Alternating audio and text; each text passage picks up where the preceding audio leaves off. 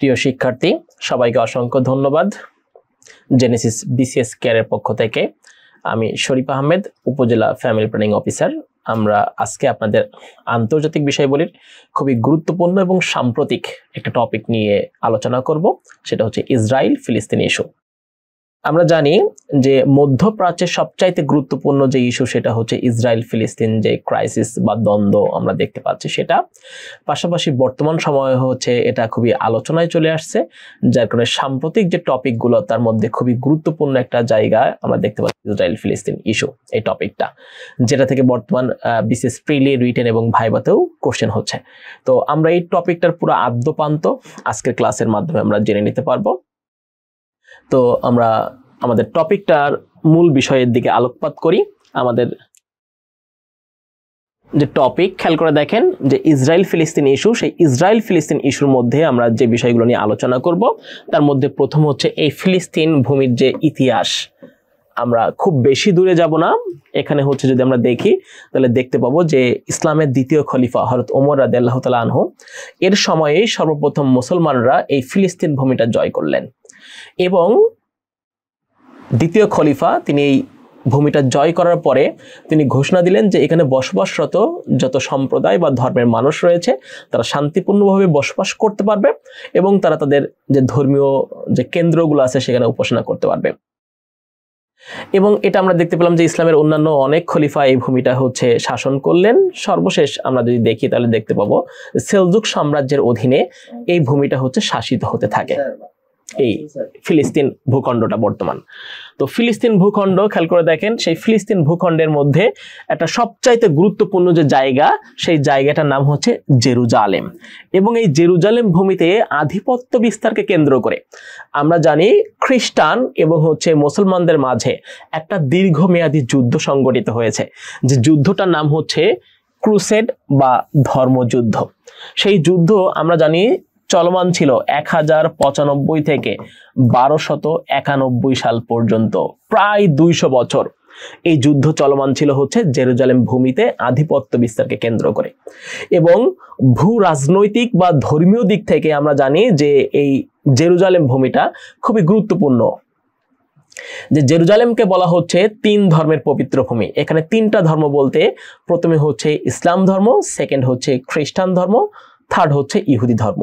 এখন ইসলাম ধর্মের পবিত্র ভূমি কেন বলা হচ্ছে? আমরা জানি যে মুসলমানদের কাছে যে জায়গাগুলো তার মধ্যে সবচাইতে গুরুত্বপূর্ণ বা পবিত্র জায়গা হচ্ছে মসজিদ।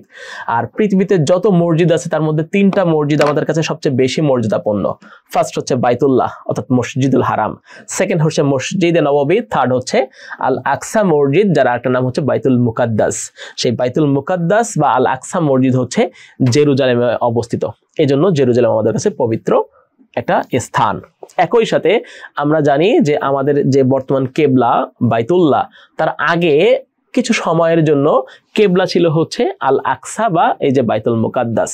এই সকল কারণেই আমরা দেখতে পাই যে মুসলমানদের কাছে একটা পবিত্র ভূমি বা ধর্মের যে হচ্ছে জায়গা সেটা হচ্ছে জেরুজালেম। 2 নম্বর হচ্ছে ইহুদি ধর্ম। সেই ইহুদি ধর্মের পবিত্র ভূমি বলা হচ্ছে, আমরা যেমন প্রার্থনা করি মসজিদে, তারা প্রার্থনা করে হচ্ছে টেম্পলে। তাদের যে একদম সেন্ট্রাল টেম্পল তার নাম হচ্ছে মাউন্ট টেম্পল।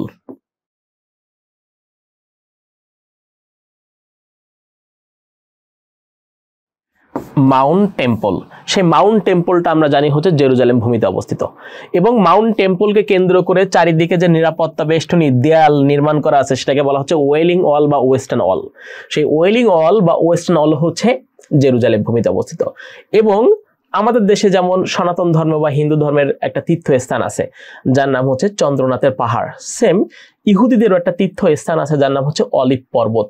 সেই অলিভ পর্বতটা হচ্ছে এই জেরুজালেম ভূমিতে অবস্থিত।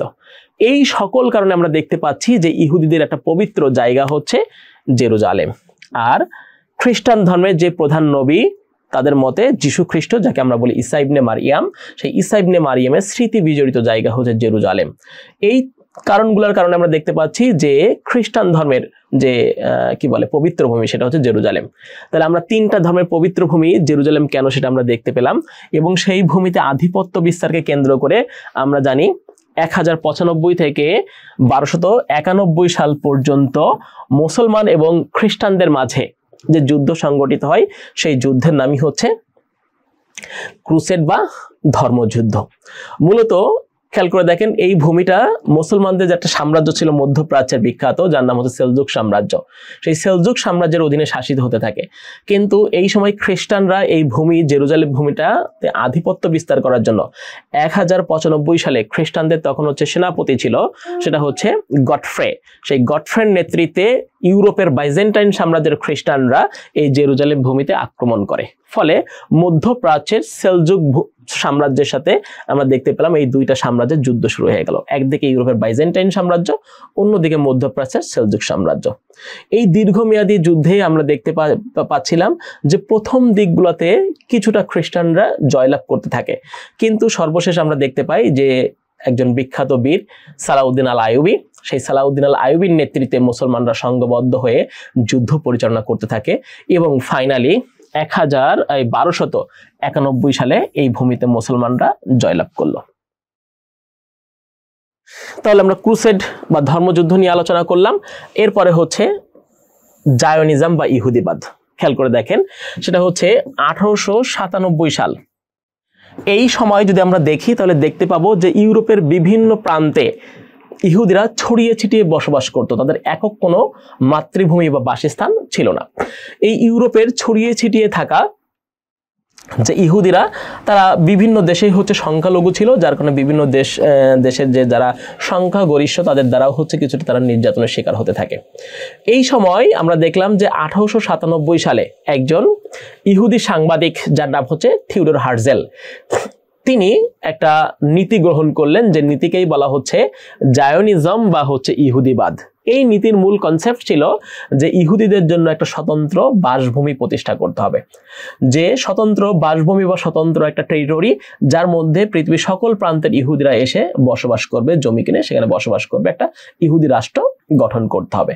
এটা সর্বপ্রথম উদ্যোগ নিচে খেয়াল করে দেখেন বা স্বপ্ন দেখছে যে ব্যক্তি, তার নাম হচ্ছে ইহুদি সাংবাদিক যার নাম হচ্ছে থিওডর হার্জেল। এই জন্য তার এই স্বপ্নের ভিত্তিতে 1848 সালে যে ইহুদি রাষ্ট্র প্রতিষ্ঠা হচ্ছে যার নাম হচ্ছে ইসরায়েল, সেই ইসরায়েল রাষ্ট্রের স্বপ্নদ্রষ্টা বলা হচ্ছে এই থিওডর হার্জেলকে। তাহলে আমরা জায়নিজম বা হচ্ছে ইহুদিবাদ কি সেটা দেখতে পেলাম। এরপরে পরবর্তী হচ্ছে বেলফোর ঘোষণা। এখন এই যে তারা ইহুদি রাষ্ট্র প্রতিষ্ঠা করতে চাচ্ছে, এজন্য তারা বিভিন্ন দেশ বিভিন্ন গ্রুপের সাথে লবিং শুরু করে দেয় যে কিভাবে আমরা একটা ইহুদি রাষ্ট্র প্রতিষ্ঠা করতে পারি, সেক্ষেত্রে কোন কোন দেশ আমাদেরকে সহযোগিতা করতে পারে। এজন্য তারা বিভিন্ন গ্রুপের সাথে হচ্ছে লবিং শুরু করে দেয়। তারা ব্রিটিশদের সাথেও লবিং করছে, ইউরোপের বিভিন্ন শক্তির সাথে লবিং করছে। কিন্তু আমরা দেখতে পেলাম যে 1914 সালে অস্ট্রিয়া যখন সার্বিয়া আক্রমণ করে, এটার মধ্য দিয়ে প্রথম বিশ্বযুদ্ধ শুরু হয়ে গেল। সেই প্রথম বিশ্বযুদ্ধে অস্ট্রো হাঙ্গেরি সাম্রাজ্য, জার্মান সাম্রাজ্য এবং মুসলমানদের একটা বিখ্যাত সাম্রাজ্য যার নাম হচ্ছে ওসমানীয় সাম্রাজ্য বা অটোম্যান সাম্রাজ্য, এরা ছিল হচ্ছে অক্ষ শক্তিতে। আর অন্যদিকে ছিল হচ্ছে মিত্র শক্তিতে মার্কিন যুক্তরাষ্ট্র, ব্রিটেন, ফ্রান্স, রাশিয়া, এই সকল রাষ্ট্রগুলো। তো এই বিশ্বযুদ্ধ চলাকালীন সময়ে আমরা দেখতে পাচ্ছি যে ব্রিটেনের একজন পররাষ্ট্র সচিব যার নাম হচ্ছে আর্থার বেলফোর, সেই আর্থার বেলফোর 1917 সালের 2 নভেম্বর মধ্যপ্রাচ্যের ফিলিস্তিন ভূখণ্ডে ইহুদি রাষ্ট্র প্রতিষ্ঠার একটা ঘোষণা প্রদান করলেন, যেটাকে বলা হচ্ছে বেলফোর ঘোষণা। এই বেলফোর ডিক্লারেশন বা বেলফোর ঘোষণা, যার মূল বিষয়বস্তু ছিল হচ্ছে মধ্যপ্রাচ্যের ফিলিস্তিন ভূখণ্ডে একটা ইহুদি রাষ্ট্র প্রতিষ্ঠা করতে হবে। মূলত এই দ্বিতীয় বিশ্বযুদ্ধে ব্রিটিশরা তারা জয়ী হওয়ার জন্য, বিভিন্ন শক্তিকে কাছে টানার জন্য তারা তাদের পক্ষে হচ্ছে বিভিন্ন ধরনের ঘোষণা দিতে থাকে। তো তেমনই একটা ঘোষণা আমরা দেখতে পাচ্ছি যে হচ্ছে বেলফোর ঘোষণা, যে যাতে করে ইহুদিরা তাদের পক্ষ অবলম্বন করে। আবার খেয়াল করে দেখেন যে আমাদের ভারতীয় উপমহাদেশের মুসলমানদেরকে তাদের পক্ষে টানার জন্য তারা বলছিল যে অটোম্যান সাম্রাজ্যের বিরুদ্ধে আমরা যুদ্ধ করতেছি, ঠিক আছে, কিন্তু যদি এই যুদ্ধে অটোম্যান সাম্রাজ্য পরাজিত হয় তাহলে অটোম্যান সাম্রাজ্য বা এই যে ইসলামী যে খেলাফত তারা কোনো আমরা ক্ষতি করব না। এই প্রতিশ্রুতি দিয়েই দেখেন ভারতীয় উপমহাদেশের মুসলমানদের কাছে তারা হচ্ছে বলছে যে আপনারা যুদ্ধে যোগদান করেন, কিন্তু পরবর্তীতে তারা এই তাদের প্রতিশ্রুতি রাখে নাই। এই জন্য খেয়াল করে দেখেন ভারতীয় উপমহাদেশের মুসলমানরা এই যে খেলাফত, মুসলিম খেলাফত, ওসমানীয় সাম্রাজ্য বা খেলাফত, এটার খণ্ড বিখণ্ড না হওয়ার জন্য উপমহাদেশে একটা আন্দোলন শুরু হয় যার নাম হচ্ছে খেলাফত আন্দোলন। যেটা হচ্ছে মাওলানা মোহাম্মদ আলী এবং শওকত আলীর নেতৃত্বে। তো ব্রিটিশরা অনেক প্রতিশ্রুতি দিছে, আসলে কারোরটাই তারা সেভাবে রাখে নাই। তো খেয়াল করে দেখেন এই বেলফোর ঘোষণা, সেই বেলফোর ঘোষণার পরে আমরা দেখতে পেলাম যে বেলফোর ঘোষণার মূলত আগে 1916 সালে ফ্রান্সের সাথে ব্রিটেনের একটা চুক্তি হয়, যে চুক্তির নাম হচ্ছে সাইক্স-পিকস চুক্তি। এই চুক্তিতে তারা বলে যে প্রথম বিশ্বযুদ্ধে যদি আমরা জয়লাভ করি তাহলে মধ্যপ্রাচ্য বা এই অটোমান সাম্রাজ্যের এই অংশ আমরা শাসন করব ফ্রান্স, আর এই অংশ হচ্ছে ব্রিটেন শাসন করবে। এবং আমরা দেখতে পেলাম প্রথম বিশ্বযুদ্ধের পরে বিশ্ব শান্তি এবং নিরাপত্তা রক্ষার জন্য একটা সংস্থা প্রতিষ্ঠিত হয় যার নাম হচ্ছে লিগ অফ নেশনস বা জাতিপুঞ্জ। সেই লিগ অফ নেশনস বা জাতিপুঞ্জের ম্যান্ডেট অনুযায়ী অটোমান সাম্রাজ্য বা ওসমানীয় সাম্রাজ্যের কিছু অংশ পায় হচ্ছে ব্রিটেন আর কিছু অংশ পায় হচ্ছে ফ্রান্স। তবে এই ফিলিস্তিন ভূখণ্ডটা পেয়ে যায় হচ্ছে যুক্তরাজ্য। যুক্তরাজ্য মূলত এই ভূমি শাসন করতে থাকে, এবং যুক্তরাজ্য যখন এই ভূমি শাসন করতে থাকে তখন এখানে অধিকাংশই ছিল, খেয়াল করে দেখেন এই জেরুজালেম ভূমিতে অধিকাংশ জায়গা ছিল হচ্ছে ফিলিস্তিনিদের। তখন এখানে ইহুদি খুবই অল্প, খুবই দুই একটা জায়গায় হচ্ছে বসবাস করত। কিন্তু ব্রিটিশরা এই ভূমি শাসন করা শুরু করলে তারা এখানে ইহুদিদেরকে বিভিন্ন জায়গা প্রদান করতে থাকে। ফলে আমরা দেখতে পাই যে ইহুদিদের সংখ্যা ধীরে ধীরে এখানে কি হতে থাকে, বৃদ্ধি পেতে থাকে। এরপরে আমরা দেখলাম যে হচ্ছে দ্বিতীয় বিশ্বযুদ্ধ শুরু হয়ে গেল, এবং দ্বিতীয় বিশ্বযুদ্ধের পরে আমরা সর্বশেষ দেখলাম যে 1948 সালে 14ই মে সেখানে হচ্ছে ব্রিটেনের কি বলে সহযোগিতায় আমরা দেখতে পেলাম যে হচ্ছে ইসরায়েল রাষ্ট্র প্রতিষ্ঠিত হচ্ছে মধ্যপ্রাচ্যে, এবং সেখানে বসবাসরত এই যে এখানে ধীরে ধীরে যে হচ্ছে ইহুদিদের সংখ্যা বৃদ্ধি পেতে থাকে, তারা 1948 সালে 14ই মে এই রাষ্ট্রের স্বাধীনতা ঘোষণা করে যে আমরা একটা রাষ্ট্র প্রতিষ্ঠা করতে যাচ্ছি যার নাম হচ্ছে ইসরায়েল, স্বাধীনতার ঘোষণা প্রদান করে। এখন মুসলিম একটা ভূমিতে, মুসলিম একটা দেশে একটা ইহুদি রাষ্ট্র প্রতিষ্ঠিত হবে, সেটা তো কেউ মেনে নিবে না। এজন্য এই যে ফিলিস্তিনিরা তারা হচ্ছে এটার বিরুদ্ধচারণ করে। ফলে আমরা দেখতে পাচ্ছি এই দুই গ্রুপের মাঝে কি হয়ে গেল, যুদ্ধ শুরু হয়ে গেল। একদিকে হচ্ছে ইসরায়েল, অন্যদিকে হচ্ছে ফিলিস্তিন। এবং ফিলিস্তিনের পক্ষে আমরা দেখলাম যে আশপাশের আরব রাষ্ট্রগুলো তারা হচ্ছে এখানে এগিয়ে আসলো ফিলিস্তিনের পক্ষে। ফলে আমরা দেখতে পাচ্ছি একদিকে আরব আর একদিকে হচ্ছে ইসরায়েল। এই জন্য এই যুদ্ধগুলোর নাম দেওয়া হচ্ছে আরব ইসরায়েল যুদ্ধ। তো আমরা এখন হচ্ছে আরব ইসরায়েল যুদ্ধ নিয়ে হচ্ছে আলোকপাত করব। দেখেন এ পর্যন্ত আমরা জানি আরব ইসরায়েল যুদ্ধ সংগঠিত হয়েছে মোট 4টি। এর মধ্যে প্রথম আরব ইসরায়েল যুদ্ধ, যে যুদ্ধ খেয়াল করে দেখেন 1948 সালে সংগঠিত হচ্ছে। ওই যে 1948 সালে যখন হচ্ছে 14ই মে ইসরায়েল স্বাধীন একটা রাষ্ট্র হিসেবে হচ্ছে ঘোষণা দিচ্ছে, তারপরে আমরা দেখতে পাচ্ছি এই যুদ্ধের সূচনা হচ্ছে। এবং সেই যুদ্ধে আমরা দেখতে পেলাম যে হচ্ছে আরব রাষ্ট্রগুলো একদিকে, ইসরায়েল আর একদিকে, দুই পক্ষের মধ্যে যুদ্ধ শুরু হয়ে গেল। সেই যুদ্ধে ইসরায়েল জয়লাভ করলো। ফলে আমরা দেখতে পাচ্ছি যে ইসরায়েল রাষ্ট্রটা এটা হচ্ছে তাদের স্বাধীনতার যে ঘোষণা সেটা হচ্ছে অক্ষুণ্ণ থাকতেছে, আর আরেকদিকে হচ্ছে আরবরা হচ্ছে এই যুদ্ধে পরাজিত হচ্ছে। তো আরব ইসরায়েল প্রথম যুদ্ধের মাধ্যমে আমরা দেখতে পাচ্ছি যে হচ্ছে ইসরায়েল রাষ্ট্র প্রতিষ্ঠা হয়ে গেল। এবং খেয়াল করে দেখেন এই যুদ্ধে যখন জয়লাভ করলো তখন ইসরায়েল ফিলিস্তিনে আরো অনেক ভূমি ধীরে ধীরে হচ্ছে দখল করা শুরু করলো। এবং এখানে যদি আমরা একটা বিষয় দেখি তাহলে খেয়াল করে দেখেন 1917 সালে যখন বেলফোর ডিক্লারেশন হচ্ছে, সেই বেলফোর ডিক্লারেশনের সময় দেখেন অধিকাংশই হচ্ছে মুসলিম অঞ্চল, এখানে হচ্ছে ফিলিস্তিনিরা বসবাস করতেছে। এরপরে দেখেন আমরা যদি দেখি হচ্ছে 1947 সালে যে জাতিসংঘ পরিকল্পনা কমিশন বা যে প্রথম যুদ্ধ হয়েছে 1948 সালে, সেই যুদ্ধের সময় আমরা দেখতে পাচ্ছি, খেয়াল করে দেখেন যে অধিকাংশ অঞ্চল, এই যে এখনো পর্যন্ত অধিকাংশ অঞ্চল হচ্ছে আপনার কারা দখল করে রাখছে, সেটা হচ্ছে এই যে এই জায়গাগুলো হচ্ছে মুসলিমরা অর্থাৎ ফিলিস্তিন, আর এই যে সাদা জায়গা এটা হচ্ছে ইসরায়েল। তার মানে দেখেন 17তে হচ্ছে ছিল না ইসরায়েলের, কিন্তু আমরা 48 এসে দেখে যাচ্ছি যে অধিকাংশ জায়গা কারা দখল করে ফেলছে, ইসরায়েল দখল করে ফেলছে। এরপরে দেখেন 67 সালের ঘটনা, সেখানে হচ্ছে মুসলমানরা আরো অনেক ভূমি হারালো।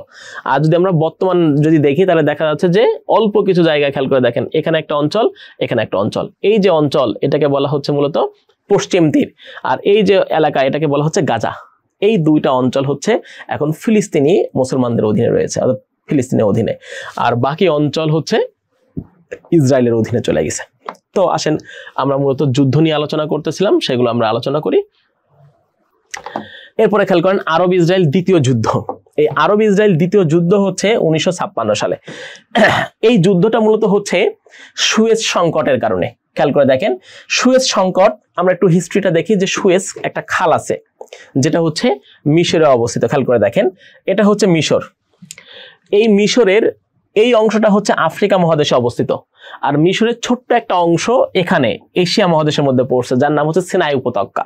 তাহলে মিশরের একটা অংশ হচ্ছে এশিয়া মহাদেশে আর বিশাল অংশ হচ্ছে আফ্রিকা মহাদেশে। এই জন্য মিশরকে বলা হয় আফ্রো এশিয়ান কান্ট্রি। দুইটা মহাদেশ, একটা হচ্ছে এশিয়ার, একটা হচ্ছে আফ্রিকাতে অবস্থিত, আফ্রো এশিয়ান কান্ট্রি। এখন এই সুয়েজ খাল নির্মাণের আগে খেয়াল করে দেখেন ইউরোপিয়ানরা বাণিজ্য করত এই অঞ্চল ঘুরে, এই যে ভারতীয় উপমহাদেশের সাথে বাণিজ্য করতেছে বা এশিয়ার সাথে বিশাল অঞ্চল ঘুরে। তখন তারা চিন্তা করলো যে এখানে ভূমধ্য সাগর আর এখানে হচ্ছে লোহিত সাগর, রেড সি। যদি আমরা এখানে ছোট্ট একটা ক্যানেল নির্মাণ করতে পারি তাহলে আমাদের বিশাল অঞ্চল ঘুরে আসা লাগতেছে না, সময়, শ্রম, অর্থ সবই হচ্ছে সেভ হচ্ছে। এই জন্য আমরা দেখলাম যে প্রথম ফ্রান্স এইখানে একটা খাল নির্মাণের জন্য তারা উদ্যোগ গ্রহণ করে। পরবর্তীতে ফ্রান্স এটা সফল না হলে তাদেরকে সহযোগিতার জন্য চলে আসে হচ্ছে ব্রিটেন, এবং ব্রিটেন এই খালটা সম্পন্ন করলেন এবং নাম দেওয়া হলো হচ্ছে সুয়েজ খাল। এবং এই খালের মালিকানায় ছিল হচ্ছে ব্রিটেন এবং হচ্ছে ফ্রান্স, মূলত একটা বেসরকারি কোম্পানি যারা হচ্ছে ব্রিটেন এবং ফ্রান্সের স্বার্থ উদ্ধার করত। এখন এই সময় আমরা দেখতে পেলাম 1956 সালে মিশরের প্রেসিডেন্ট ছিল জামাল আবদেল নাসের। এই জামাল আবদেল নাসের সুয়েজ খালকে জাতীয়করণ করলেন। তিনি আর প্রাইভেট সংস্থার অধীনে রাখলেন না, এটা হচ্ছে রাষ্ট্রীয়করণ করে ফেলেন, রাষ্ট্রের অধীনে নিয়ে আসলেন। অর্থাৎ এখন আর সেই কোম্পানি ব্রিটেন আর ফ্রান্সের স্বার্থ উদ্ধার করতে পারবে না, এখন এটা হচ্ছে ফ্রান্স রাষ্ট্রের হয়ে যাচ্ছে। তাহলে এই বিশাল খাল দিয়ে যে জাহাজ চলাচল করতো, যা কিছু অর্থ পাইতো সবই হচ্ছে ব্রিটেন ফ্রান্স ভোগ দখল করতে এতদিন পর্যন্ত। কিন্তু যখন জাতীয়করণ করবে তখন হচ্ছে কার অধীনে চলে আসতেছে? মিশরের অধীনে চলে আসতেছে। ফলে ব্রিটেন এবং ফ্রান্স ক্ষিপ্ত হয়ে গেল। ব্রিটেন এবং ফ্রান্স তারা হচ্ছে মিশরের বিভিন্ন জায়গায় আক্রমণ শুরু করলো। আর ওদিকে খেয়াল করে দেখেন ইসরায়েল তো আছেই, ইসরায়েলের সাথেও মিশরের কি ছিল? বিরোধ ছিল, যে আরব ইসরায়েল যুদ্ধ। তো খেয়াল করে দেখেন এই জন্য এই যে ইসরায়েলও মিশরের বিরুদ্ধে কি শুরু করলো? যুদ্ধ শুরু করলো, বিশাল যুদ্ধ। এবং সেই যুদ্ধ চলাকালীন সময় আমরা দেখতে পাচ্ছি বিশ্বের স্নায়ু যুদ্ধ চলছে। একদিকে হচ্ছে ইউএসএ নেতৃত্বাধীন পুঁজিবাদী বিশ্ব, যে ইউএসএ সাপোর্ট দিচ্ছে হচ্ছে, খেয়াল করে দেখেন ব্রিটেন ফ্রান্স সমর্থন দিচ্ছে, আর এদিকে হচ্ছে সোভিয়েত ইউনিয়নের নেতৃত্বে সমাজতান্ত্রিক বিশ্ব। এখন এই যুদ্ধে সরাসরি অংশগ্রহণ করছে ব্রিটেন ফ্রান্স এবং ইসরায়েল, কিন্তু ইউএসএ সরাসরি অংশগ্রহণ করতেছে না। তার কারণ হচ্ছে এই 1956 সালে যখন সুয়েজ সংকট হচ্ছে, 1956 সালের নভেম্বর মাসে মার্কিন যুক্তরাষ্ট্রের নির্বাচন, তারা সেই নির্বাচন নিয়ে এখন তোড়জোড়, কারণ নির্বাচনে আগ মুহূর্তে এরকম যুদ্ধে জড়াইলে দেশের জন্য হচ্ছে ক্ষতি হতে পারে, এই জন্য প্রেসিডেন্ট এই ধরনের যুদ্ধে যাচ্ছে না। আবার দ্বিতীয়ত হচ্ছে তারা চিন্তা করলো যদি আমরা এই যুদ্ধে সরাসরি জড়াই তাহলে এই আরব অঞ্চলে খেয়াল করে দেখেন মার্কিন যুক্তরাষ্ট্রের আধিপত্য বা জনপ্রিয়তা হ্রাস পাবে। তাহলে মার্কিন যুক্তরাষ্ট্রের জায়গায় কার আধিপত্য বা জনপ্রিয়তা বৃদ্ধি পাবে? Soviet union. এই জন্য স্নায়ু যুদ্ধ চলাকালীন সময় মার্কিন যুক্তরাষ্ট্র এই বিশাল আরব অঞ্চলকে হাতছাড়া করতে চায় নাই, এই জন্য তারা সরাসরি যুদ্ধে জড়ায় নাই। কিন্তু মার্কিন যুক্তরাষ্ট্র শান্তি চুক্তির জন্য বারবার আহ্বান করতেছে যে কিভাবে সমস্যার শান্তিপূর্ণ সমাধান করে সেই হিরো হতে পারে। আর ওদিক থেকে সোভিয়েত ইউনিয়ন সরাসরি মিশরকে সাপোর্ট দেওয়া শুরু করলো। সোভিয়েত ইউনিয়নের তখন হচ্ছে রাষ্ট্রপ্রধান ছিল নিকিতা ক্রুশ্চেভ। নিকিতা ক্রুশ্চেভ ঘোষণা করলো যদি ব্রিটেন এবং ফ্রান্স এবং ইসরায়েল এই যুদ্ধ বন্ধ না করে তাহলে সোভিয়েত ইউনিয়ন এই মিশরের পক্ষ নিয়ে তাদের বিরুদ্ধে যুদ্ধ করতে বাধ্য হবে। এবং আমরা দেখলাম ধীরে ধীরে কিছুদিন পরেই এই ব্রিটেন ফ্রান্স ইসরায়েল এরা হচ্ছে এখান থেকে চলে গেল। তাহলে সুয়েজ খাল কার অধীনে চলে আসলো? মিশরের অধীনে। তাহলে খেয়াল করে দেখেন সুয়েজ খাল যে এটা সংকট, সুয়েজ খাল নিয়ে যে হচ্ছে মিশর এবং ফ্রান্স ইসরায়েল একদিকে, আর একদিকে হচ্ছে মিশর, এই যে সংকট, সেই সংকটটা হচ্ছে কত সালে? 1956 সালে। এবং মিশর যে সুয়েজ খাল ঘোষণা করলো, সেই ঘোষণাকে কেন্দ্র করে আমরা দেখতে পাচ্ছি যে ব্রিটেন ফ্রান্স এবং ইসরায়েল আক্রমণ শুরু করলো কার বিরুদ্ধে? মিশরের বিরুদ্ধে। এবং সেখানে মিশরকে আরো অনেক রাষ্ট্র সহযোগিতা করলো। এই জন্য এই যুদ্ধটাকে বলা হচ্ছে আরব ইসরায়েল দ্বিতীয় যুদ্ধ। আর সেই দ্বিতীয় যুদ্ধে আমরা দেখতে পাচ্ছি যে গুরুত্বপূর্ণ বিষয় সেটা হচ্ছে প্রথম দিকগুলোতে এখানে হচ্ছে আরবরা পরাজিত হয় এবং হচ্ছে ইসরায়েলের গ্রুপ বা ব্রিটেন ফ্রান্স জয়লাভ করে, কিন্তু শেষের দিকে এসে দেখলাম যে হচ্ছে মিশর জয়লাভ করছে রাশিয়ার সহযোগিতায়, এবং এখানে হচ্ছে মিশর হচ্ছে সুয়েজ খাল জাতীয়করণ করে নিয়ে নিল। তাহলে গুরুত্বপূর্ণ আমরা দেখতে পাচ্ছি যে এই সময় মিশরের যে প্রেসিডেন্ট জামাল আবদেল নাসের সেই মূলত এই সুয়েজ খাল জাতীয়করণ করছে এবং সে হচ্ছে একটা জাতীয় নেতা থেকে আন্তর্জাতিক নেতায় উপনীত হলো। সমগ্র আরব বিশ্বে তখন হচ্ছে জামাল আবদেল নাসেরের ব্যাপক জনপ্রিয়তা বৃদ্ধি পেল এবং তখন অনেক মুসলিম নেতা তারা ঘোষণা করতে থাকে যে হচ্ছে আধুনিক সালাউদ্দিন, অর্থাৎ আগে ক্রুসেডের নেতৃত্ব দিছিল হচ্ছে সালাউদ্দিন আইয়ুবী, আর এখানে হচ্ছে জামাল আবদেল নাসের। এই জন্য জামাল আবদেল নাসেরকে বলা শুরু করলো হচ্ছে যে আরবের দ্বিতীয় সালাউদ্দিন বা আধুনিক সালাউদ্দিন, সেটা বলা শুরু করলো। এবং আমরা দেখতে পেলাম যে এই সময় এই জামাল আবদেল নাসেরের জনপ্রিয়তার কারণে সিরিয়া মিশরের সাথে এক হয়ে গেল, অর্থাৎ সিরিয়া এবং মিশর নিয়ে একটা রাষ্ট্র গঠিত হলো 1958 সালে। 1958 সালে সেই সিরিয়া এবং মিশর মিলে যে রাষ্ট্র গঠিত হলো সেই রাষ্ট্রের নাম দেওয়া হলো সংযুক্ত আরব প্রজাতন্ত্র, ইউনাইটেড আরব রিপাবলিক। যদিও এই রাষ্ট্র আবার দেখলাম যে 1961 সালে দুইটা পৃথক হয়ে গেল। তাহলে আমরা গুরুত্বপূর্ণ অনেকগুলো বিষয় এখানে দেখতে পাচ্ছি।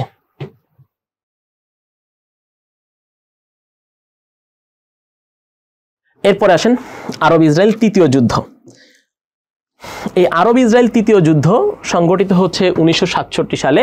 এই যুদ্ধটা মাত্র 6 দিন সংগঠিত হয়, এজন্য এটাকে বলা হচ্ছে 6 দিনের যুদ্ধ। এই 6 দিনের যুদ্ধে আমরা দেখতে পেলাম যে ইসরায়েল জয়লাভ করলো আর আরব রাষ্ট্রগুলো হচ্ছে পরাজিত হলো। ফলে আরবদের বিভিন্ন অঞ্চল এই সময় হচ্ছে দখল করে নিল ইসরায়েল, যেমন গাজা, তারপর হচ্ছে হেব্রন, পশ্চিম তীর, পূর্ব জেরুজালেম, তারপরে হচ্ছে গোলান মালভূমি, এরকম অনেক অঞ্চল দখল করে নিল। এমনকি সিনাই উপত্যকা মিশরের সেটাও দখল করে নিয়ে নিল ইসরায়েল। এবং 1969 সালে আমরা দেখতে পেলাম যে ইসরায়েল মুসলমানদের একটা পবিত্র ভূমি বা পবিত্র যে মসজিদ যার নাম হচ্ছে আল আকসা বা বাইতুল মুকাদ্দাস, সেই মুকাদ্দাসে হচ্ছে আগুন ধরিয়ে দিল। ফলে মুসলিম রাষ্ট্রগুলো মূলত চিন্তা করলো যে আমাদের পবিত্র ভূমি বা মসজিদে যদি এভাবে বিধর্মীরা আক্রমণ করে, এটা আমাদের জন্য হচ্ছে একটা বিশাল ক্রাইসিস বা বিশাল অপমানজনক। এই জন্য আমাদের নেক্সট টাইম আমাদের পবিত্র ভূমিতে যাতে বিধর্মীরা আক্রমণ না করে সেজন্য আমাদের উদ্যোগ গ্রহণ করতে হবে। এই জন্য সকল মুসলিম রাষ্ট্র একত্র হয়ে এই সময় একটা সংস্থা প্রতিষ্ঠা করলো যার নাম হচ্ছে ওআইসি, যার নাম ওআইসি। এটা প্রতিষ্ঠিত হলো কত সালে? 1969 সালে। যার পুনরূপ হচ্ছে অর্গানাইজেশন অফ ইসলামিক কোঅপারেশন। আগে নাম ছিল হচ্ছে কান্ট্রিজ, পরবর্তীতে 2011 সালে এসে চেঞ্জ হয়ে গেল যে হচ্ছে কোঅপারেশন, যেটা হচ্ছে সদস্য সংখ্যা 57 এবং সদর দপ্তর হচ্ছে জেদ্দা, সৌদি আরব। এবং অফিসিয়াল ভাষা হচ্ছে 3টা, একটা হচ্ছে ইংরেজি, আরবি আর একটা হচ্ছে ফ্রেঞ্চ। তো এরপরে আসেন যে হচ্ছে আরব ইসরায়েল চতুর্থ যুদ্ধ। এটা হচ্ছে 1973 সালে সংগঠিত হয় এবং এই যুদ্ধে জয়লাভ করলো ইসরায়েল। কিন্তু আমরা দেখলাম সেখানে ইসরায়েলকে সহযোগিতা করছে হচ্ছে ইউএসএ, ব্রিটেন, ফ্রান্স, জার্মানি, অনেক রাষ্ট্র সহযোগিতা করছে। ফলে হচ্ছে ইসরায়েল জয়লাভ করলো আর মুসলমানরা পরাজিত হচ্ছে। এই জন্য মুসলিমরা চিন্তা করলো যে এই যে রাষ্ট্রগুলো সহযোগিতা করতেছে, এই রাষ্ট্রগুলো যে শিল্প উন্নত হচ্ছে বা এই যে উন্নত রাষ্ট্রে পরিণত হয়েছে মূলত মধ্যপ্রাচ্যের তেল সম্পদকে ব্যবহার করে, তেল সম্পদ। এই জন্য আমরা আর ওই রাষ্ট্রগুলোতে তেল সম্পদ রপ্তানি করব না। এই জন্য তারা তেল অবরোধ করলো মধ্যপ্রাচ্যের কিছু রাষ্ট্র। এই যে তেল অবরোধ করলো, এখানে পশ্চিমাদের বিরুদ্ধে তারা তেলকে অস্ত্র হিসেবে ব্যবহার করছে, এই জন্য এটাকে বলা হয় তেল অস্ত্র। তাহলে তেল অস্ত্র মধ্যপ্রাচ্যের কিছু রাষ্ট্র ব্যবহার করছে কত সালে? 1973 সালে। এবং তখন এই রাষ্ট্রগুলো বিপদে পড়ে গেল, কারণ হচ্ছে তেলের দাম কয়েক সপ্তাহের মধ্যে 4 গুণ হয়ে গেছে। যেখানে $100 ছিল সেখানে হচ্ছে $400 হয়ে গেছে ব্যারেল প্রতি তেলের দাম। এই জন্য তারা আবার আরব রাষ্ট্রগুলোর সাথে আলোচনা শুরু করলো যে কিভাবে এই সমস্যার সমাধান করা যায়, আসেন আমরা একসাথে মিলেমিশে হচ্ছে সমস্যার সমাধান করে দেই। এবং ধীরে ধীরে হচ্ছে মুসলিম রাষ্ট্রগুলো হচ্ছে এই তেল অবরোধ উইথড্র করে নিল। এবং এই তেল অবরোধের কারণে মার্কিন যুক্তরাষ্ট্র মধ্যপ্রাচ্যের কিছু রাষ্ট্রের সাথে তেল সংক্রান্ত একটা চুক্তি করে, যে চুক্তির কারণে মধ্যপ্রাচ্যের তেল সম্পদের উপরে একচ্ছত্র আধিপত্য অনেকটাই প্রতিষ্ঠিত হয়েছে মার্কিন যুক্তরাষ্ট্রের। কারণ এই চুক্তির মধ্যে একটা ছিল যে হচ্ছে এই তেল যে রাষ্ট্রগুলো উৎপাদন করে তারা হচ্ছে তেল বিক্রি করতে পারবে শুধুমাত্র হচ্ছে মার্কিন ডলারের মাধ্যমে, অন্য কোনো ডলার বা ধাতব পদার্থ দিয়ে তেল বিক্রি করা যাবে না। এই জন্য আমরা যদি টাকা, স্বর্ণের খনিও নিয়ে যাই, আরব রাষ্ট্রগুলো হচ্ছে তেল বিক্রি করবে না, এটাকে ডলারে কনভার্ট করে দেন আমাদের হচ্ছে তেল ক্রয় করতে হবে। যার কারণে মার্কিন যুক্তরাষ্ট্র সেই তেল সম্পদের উপর একটা আধিপত্য বিস্তার হয়ে গেল।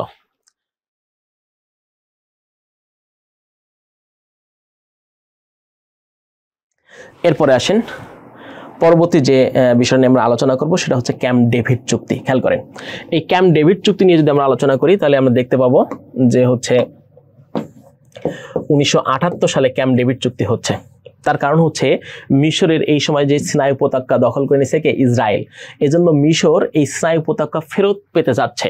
এজন্য মিশর এই সময় আমরা দেখলাম যে ইউএস এর প্রেসিডেন্ট জিমি কার্টারের সাথে আলোচনা শুরু করলো যে আমার এই ভূমি আমাকে ফেরত দিতে হবে, আপনি ব্যবস্থা করে দেন। নেতা রাষ্ট্র তখন মার্কিন যুক্তরাষ্ট্র। এই জন্য মার্কিন যুক্তরাষ্ট্র এই সময় হচ্ছে ইসরায়েলকে ডাকলো। মার্কিন যুক্তরাষ্ট্রে তখন প্রেসিডেন্টের অবকাশ যাপন কেন্দ্র ছিল হচ্ছে ক্যাম্প ডেভিড, এবং সেখানে মিশরের যে হচ্ছে প্রেসিডেন্ট তখন তার নাম হচ্ছে আনোয়ার সাদাত, আর এদিকে হচ্ছে ইসরায়েলের হচ্ছে প্রধানমন্ত্রী মোনাচেব বেগিন। এই দুইজনকে ডাকলো এবং ক্যাম্প ডেভিডে 1978 সালে একটা চুক্তি স্বাক্ষর করলো। তাহলে খেয়াল করে দেখেন, ক্যাম্প ডেভিড চুক্তিতে স্বাক্ষর করছে মিশরের পক্ষে হচ্ছে আনোয়ার সাদাত, আর ইসরায়েলের পক্ষে হচ্ছে মোনাচেব বেগিন, আর ইউএসএ মধ্যস্থতাকারী ভূমিকায় ছিল। মধ্যস্থতা করছে মূলত জিমি কার্টার। এবং সেই চুক্তিতে শর্ত ছিল যে মিশর ইসরায়েলকে ইহুদি রাষ্ট্র হিসেবে স্বীকৃতি দেবে, বিনিময়ে ইসরায়েল মিশরের যে সুয়েজ উপত্যকা দখল করছে সেটা হচ্ছে ফেরত দিবে। ইসরায়েল কাকে ফেরত দিবে? মিশরকে। আর মিশর কি দিবে? স্বীকৃতি দিবে। এবং 1978 সালে হচ্ছে তারা এই চুক্তির বাস্তবায়ন শুরু করলো 1979 সালে, মানে মিশর স্বীকৃতি দিয়ে দিল, এদিকে ইসরায়েল ফেরত দিয়ে দিল 1979 সালে। যখনই এই কাজ হয়ে গেল, স্বীকৃতি দিয়ে দিল, তখন আরব রাষ্ট্র বা মুসলিম রাষ্ট্রগুলো তারা চিন্তা করলো যে এই যে ইসরায়েলকে একটা রাষ্ট্র হিসেবে স্বীকৃতি দিচ্ছে, এটা মুসলমান বা আরব রাষ্ট্রগুলোর জন্য অপমানজনক। এই জন্য আরব রাষ্ট্র বা মুসলিম রাষ্ট্রগুলো একত্র হয়ে ওআইসি এবং আরব লীগ থেকে বহিষ্কার করলো কাকে? মিশরকে। মজার ব্যাপার হচ্ছে মিশরকে বহিষ্কার করতেছে আরব রাষ্ট্র বা মধ্যপ্রাচ্যের রাষ্ট্রগুলো বা মুসলিম রাষ্ট্রগুলো। আর এই সময়ে মিশরের যে প্রেসিডেন্ট চুক্তি করছিল যার নাম আনোয়ার সাদাত, তাকে শান্তিতে নোবেল দিচ্ছে। খেয়াল করে দেখেন, তাকে শান্তিতে নোবেল দিচ্ছে। বলা হচ্ছে যে মধ্যপ্রাচ্যে শান্তি প্রতিষ্ঠাকারী চুক্তি হচ্ছে ক্যাম্প ডেভিড, এবং এই চুক্তি স্বাক্ষরের জন্য আনোয়ার সাদাতকে শান্তিতে কি দেওয়া হচ্ছে? নোবেল দেওয়া হচ্ছে। তাহলে একদিকে মুসলমানদের বা হচ্ছে মধ্যপ্রাচ্যের মুসলিম রাষ্ট্রগুলো তাকে হচ্ছে শাস্তি দিচ্ছে, অন্যদিকে হচ্ছে পশ্চিমা বিশ্ব তাকে কি দিচ্ছে? উপকৃত করতেছে, তাকে হচ্ছে কি বলে পুরস্কার দিচ্ছে একই চুক্তি করার কারণে। ঠিক আছে, তো এই জন্য পশ্চিমা রাষ্ট্রগুলোই আমরা দেখতে পাচ্ছি যে মূলত হচ্ছে ইসরায়েলকে একটা বিশাল সাপোর্ট দিচ্ছে, যার কারণে হচ্ছে ইসরায়েল রাষ্ট্রটি হচ্ছে দিন দিন ফিলিস্তিনের বিভিন্ন ভূমি কি করে নিচ্ছে? দখল করে নিচ্ছে। এরপরে হচ্ছে অসলো চুক্তি 1993 সালে। এই অসলো চুক্তিতে আমরা জানি যে হচ্ছে ফিলিস্তিনের মূলত হচ্ছে দুইটা অঞ্চল। খেয়াল করে দেখেন, সেই দুইটা অঞ্চল আমরা যদি দেখি,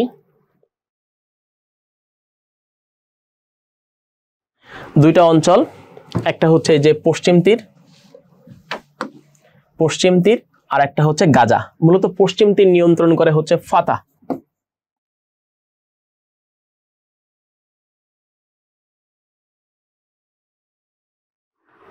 আর গাজা নিয়ন্ত্রণ করে হচ্ছে হামাস। এখন এই ফাতাহ আমরা দেখলাম যে হচ্ছে ইসরায়েলের সাথে চুক্তি করতেছে 1993 সালে, যে চুক্তিকে আমরা বললাম হচ্ছে অসলো চুক্তি। এবং সেই চুক্তি অনুযায়ী তারা ইসরায়েল রাষ্ট্রে বা এই যে ফিলিস্তিন ভূখণ্ডে শান্তি প্রতিষ্ঠা করতে চায়, এবং তারা হচ্ছে ইসরায়েলকে রাষ্ট্র হিসেবে স্বীকৃতি দিচ্ছে, এবং ইসরায়েল এখানে হচ্ছে যুদ্ধ বন্ধ করবে। এই মর্মে তারা একটা চুক্তি স্বাক্ষর করলো, যে চুক্তিকে বলা হচ্ছে অসলো চুক্তি। এখন কথা হচ্ছে এই যে তারা ইসরায়েলের স্বাধীনতাকে মেনে নিচ্ছে ফাতাহ, এই চুক্তিকে স্বীকৃতি কখনো দেয় নাই এই যে গাজা বা হচ্ছে হামাস। এই জন্য হামাস তারা হচ্ছে চাই যে মুসলমানদের আধিপত্য প্রতিষ্ঠা করতে বা এই যে ফিলিস্তিন, স্বাধীন ফিলিস্তিন রাষ্ট্র প্রতিষ্ঠা করতে। খেয়াল করে দেখেন, আর এই যে পশ্চিম তীরের ফাতাহ তারা চায় যে হচ্ছে ইসরায়েলের সাথে একটা সুসম্পর্ক রেখে কিভাবে হচ্ছে শান্তি প্রতিষ্ঠা করা যায় সেটার দিকে তারা হচ্ছে দেখতেছে। আর এখানে হচ্ছে গাজা হচ্ছে চায় যে এই অঞ্চলটা যেহেতু মুসলমানদের অধীনে ছিল, ফিলিস্তিন ছিল, আমাদের পুরো স্বাধীন ফিলিস্তিন একটা রাষ্ট্র প্রতিষ্ঠা করতে হবে। এইটা হচ্ছে কমন পার্থক্য গাজার সাথে পশ্চিম তীর বা ফাতাহর সাথে হামাসের। ঠিক আছে, আচ্ছা, তো খেয়াল করে দেখেন এটাই হচ্ছে মূলত বর্তমান অবস্থা। এবং আমরা দেখতে পাচ্ছি যে বর্তমান সেখানে হচ্ছে হামাস তাদের এই ভূখণ্ড বা এই স্বাধীনতা অর্জনের জন্য যুদ্ধ শুরু করছে, এবং সেই যুদ্ধ শুরু করলে আমরা দেখতে পেলাম যে ইসরায়েলের সাথে একটা বিশাল যুদ্ধ হচ্ছে। এবং সেক্ষেত্রে এই ফাতাহকে সহযোগিতার জন্য এগিয়ে আসছে হচ্ছে শিয়াপন্থী মধ্যপ্রাচ্যের একটা রাষ্ট্র যার নাম হচ্ছে ইরান, এবং লেবাননের হিজবুল্লাহ গ্রুপ, তারা এদের পক্ষে হচ্ছে সহযোগিতা করছে। আর পশ্চিমা রাষ্ট্রগুলো হচ্ছে বিভিন্ন দিক থেকে সহযোগিতা করছে কাকে? ইসরায়েলকে। যদিও আমাদের আরব অনেক রাষ্ট্র, যে সুন্নি রাষ্ট্রগুলো সৌদি আরব বা আদার্স ইরাক বা আদার্স যে রাষ্ট্রগুলো, তারা হচ্ছে এখানে ফাতাহকে তেমন কোনো সহযোগিতার জন্য আসতেছে না। হয়তো মানবিক দিক থেকে সমর্থন করা সেটা করতেছে, কিন্তু হচ্ছে যে সরাসরি সাপোর্ট দেওয়া বা যুদ্ধ করা তাদের পক্ষে সেটা হচ্ছে করছে না। এবং মুসলমানরা আমরা দেখতে পাচ্ছি যে পুরো মধ্যপ্রাচ্যব্যাপী এখন দুই শিবিরে বিভক্ত, একটা হচ্ছে শিয়া আর একটা হচ্ছে সুন্নি। এই শিয়া এবং সুন্নিদের মাঝে চরম দ্বন্দ্ব, সেটা আমরা মধ্যপ্রাচ্যের প্রতিটা রাজনীতিতেই দেখতে পাই, যে শিয়া এবং সুন্নিদের মাঝে চরম দ্বন্দ্ব, কেউ কাউকে দেখতে পারে না। যদিও চীন কিছুদিন আগে আমরা জানি যে হচ্ছে শিয়া এবং সুন্নি অর্থাৎ সৌদি আরব এবং হচ্ছে ইরান, এই দুইটা রাষ্ট্রকে নিয়ে একটা চুক্তি করছে, কিন্তু তারপরেও আমরা দেখতে পাচ্ছি যে আন্তর্জাতিক সকল জায়গায় বিরোধ দৃশ্যমান।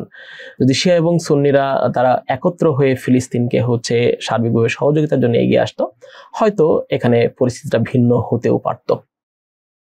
তো আমরা আজকে হচ্ছে ইসরায়েল এবং ফিলিস্তিন ইস্যুর একদম শুরু থেকে শেষ পর্যন্ত বর্তমান পর্যন্ত অধিকাংশ বিষয়ে আলোচনা করলাম। তো আমাদের প্রিয় শিক্ষার্থী যারা আমাদের সাথে ছিলেন এতক্ষণ ধরে, সবাইকে অসংখ্য ধন্যবাদ জানাচ্ছি। ভালো থাকবেন, সুস্থ থাকবেন। আল্লাহ হাফেজ।